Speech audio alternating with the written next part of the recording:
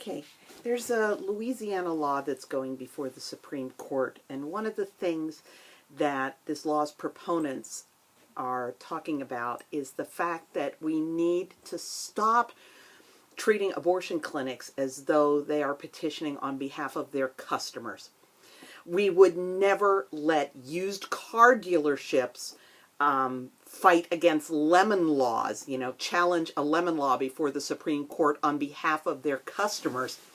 But this is basically abortion clinics fighting a lemon law on behalf of the people that they hurt. Oh, we don't need this lemon law. And the women that have actually been injured, whether it's emotionally or physically, are the ones coming forward and saying it's about time that we stop this. And the head of Secular Pro-Life gave a really good speech about the fact that the abortion industry cannot be trusted to police itself. And I'm going to kind of highlight what I call the Compton-Carr effect. This is nothing new. I mean, we look at what happened with Kermit Gosnell. The state officials knew how bad this clinic was. They knew about the filth. They knew about the untrained staff. They knew about the patients being drugged within inches of their lives when there was nobody on premises trained to revive them. They knew it, but in the name of access, of protecting women, of reproductive rights, of all of that rhetoric, they deliberately turned a blind eye. The National Abortion Federation sent somebody to inspect his clinic and saw what a horror it was. And, their public stand is, well, we didn't let him join. He was just too icky, But that doesn't change the fact that he was working one day a week at a National Abortion Federation clinic. They were handing patients over to him. The abortion that ended in the murder of baby boy A was initiated at a National Abortion Federation clinic. These are not people who look after women. So why I call this see no evil, the Compton-Carr effect, really goes back to 1989. And I'm referring to my notes here. So the Miami Herald did an investigation on a clinic called Dadeland Family Planning. They were reusing disposable instruments. The doctors were leaving the facility while the patients were still in recovery. There were no nurses on staff. Patient recovery was monitored by employees with no formal health care training.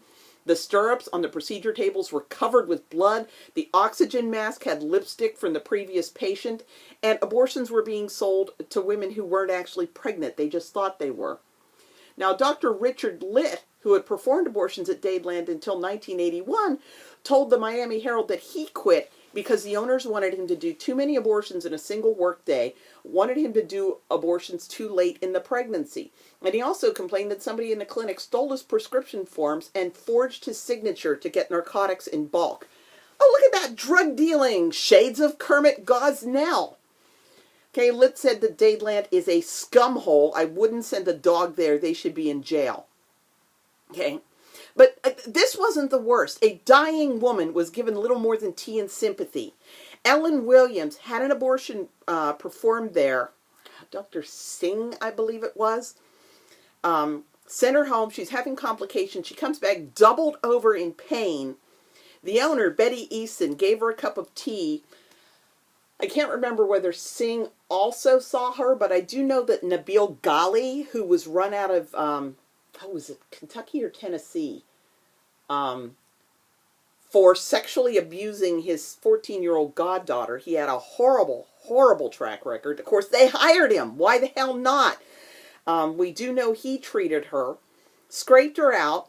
She had a perforated uterus and a perforated bowel. She had raging peritonitis, and they sent her home with a bottle of oral antibiotics. And, of course, she died, which is what you expect when that's the kind of care you get.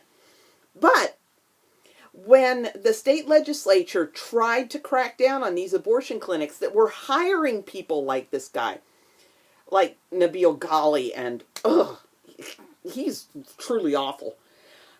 the Florida abortion clinics banded together and formed the Florida Abortion Council to lobby against the efforts to tighten down and get these places cleaned up. And Janice Compton-Carr, who was their leader, summed everything up when she said to the Miami Herald, quote, "In my gut, I am completely aghast at what goes on at that place, but I staunchly oppose anything that would correct this situation in law." Okay? And that's the abortion lobby's thing. Anything that somebody outside their own little world does to try to protect women from them, they will fight tooth and nail. Back in 1991, 60 Minutes was investigating an abortion mill where one woman had been allowed to die and another left incapacitated. This was Suzanne Logan. She was left mute and paralyzed in a nursing home. 60 Minutes asked pro-choice Maryland State Senator Mary Burgers why nothing was being done to address dangerous abortion clinics, and she said, quote, "There's only so much of a willingness to try to push a group like the pro-choice movement to do what I think is the responsible thing, because then they treat you as if you're the enemy." And let's bring the National Abortion Federation back. 60 Minutes went to Barbara Radford, who was then president of the National Abortion Federation, and she defended that head in the sand attitude by saying, quote, "We want to make sure that women have choices when it comes to abortion services, and if you regulate it too closely, you deny women access to the service." Okay? With no other medical procedure would you say, look, better a quack than having to travel. Better a quack than putting this off. Better a quack, than not doing it at all. There's this response that it's like the only bad abortion is one that doesn't happen. I mean, it used to be the only bad one was the one that didn't kill the baby, but now they've got this big, fix that after it comes out thing going. And you see this again and again and again. In 2006, an Alabama clinic nearly killed a woman by ignoring her dangerously high blood pressure, giving her RU-486 and sending her home even though she was 8 months pregnant. This woman nearly died. And the president of the Birmingham chapter of the National Organization for Women called the clinic's closure unfortunate. Not what happened to the woman, the fact that they went in and closed the clinic so no other women would be endangered. Closing the clinic was unfortunate. Typically the pro-choice movement will tisk at the outlier when they're not an outlier. Abu, the butcher of Avenue A, Hyatt, was a dues-paying member of the National Abortion Federation. He got a lot of bad press when he started an abortion on a woman, reached in, tore off an arm, realized the baby was a lot tougher than he thought, sent her home, probably hoping the baby would bleed to death from the severed arm. She went into labor and delivered a baby missing an arm at the shoulder. And he botched an abortion and killed a teenage patient. He was a member. This is good enough. This is what these people consider good enough to have this guy on their membership rolls. And yes, after he got caught, they threw him under the bus and pretended they didn't know him. Oh, he's an outlier. Remember, they called Gosnell an outlier. He worked at one of their clinics. The word for that isn't outlier, it's employee. Okay? Sometimes they get even worse. In 1973, Benjamin Munson sent Linda Padfield home to die. In 1984, Raymond Showery let Mickey Apodaca bleed to death. In 1996, Bruce Steer sent Sharon Hamplin home to bleed to death. In 2005, Leroy Carhart let Kristen Gilbert die. And they rally around them. These are wonderful, wonderful people who help women, and never mind that they're helping them straight into the grave.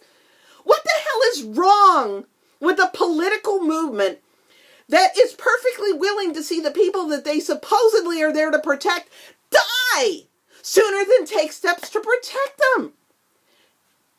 And that's the way the abortion rights movement is. And I am not talking about your pro-choice citizen on the street. Your average pro-choice citizen would be absolutely appalled at this stuff if they for a minute let themselves grasp that they cannot trust these people. If you think that the National Abortion Federation is really there to protect your sister, your wife, you, your daughter, you're delusional. You're absolutely delusional. They are there to protect their businesses.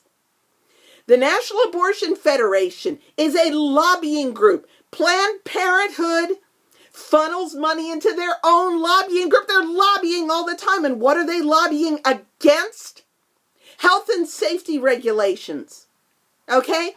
And like I said, if a consortium of used car dealerships were working to fight against lemon laws, you would see through that in a heartbeat. Going, oh, you're making it hard for poor people to access reliable transportation.